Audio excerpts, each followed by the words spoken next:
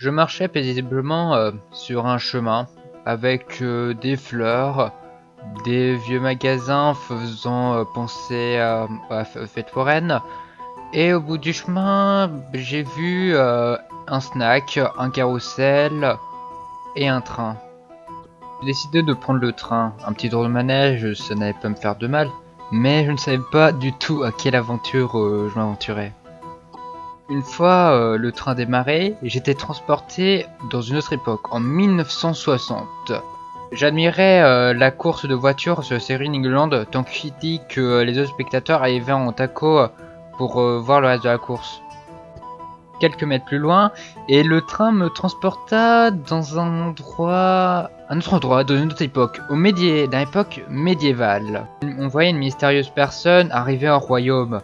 Et il a demandé aux membres du royaume de faire une chute de 100 mètres à partir du donjon. Mais pourquoi faire ça? C'était pour tester leur courage et aller sauver la fille du roi.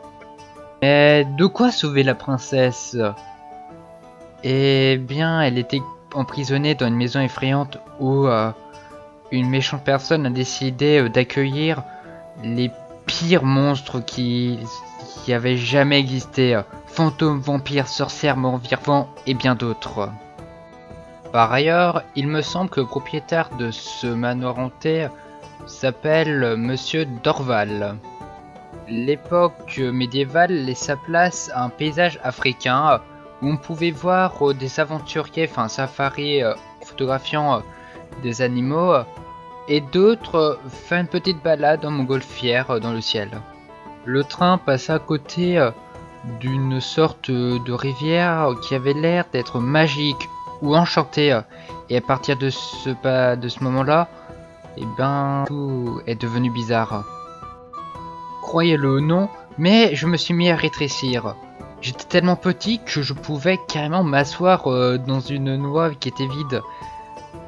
Et plus loin, on pouvait voir une chenille géante, des hérissons géantes et même des abeilles géantes. Heureusement, le train fit demi-tour. Et oui, ça faisait quand même assez peur sans vous cacher. Je me suis mis à lever la tête et j'ai remarqué que le train suivait un dragon dans le ciel. J'ai été ensuite transporté dans un nouvel endroit.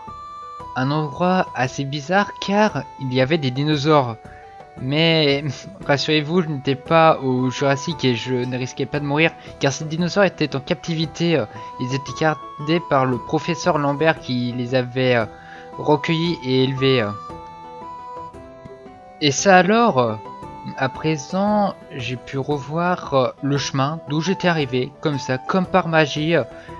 Et j'ai pu enfin descendre de ce train mystérieux et je vous cache pas que je me demande encore qu'est-ce qu'était ce monde merveilleux.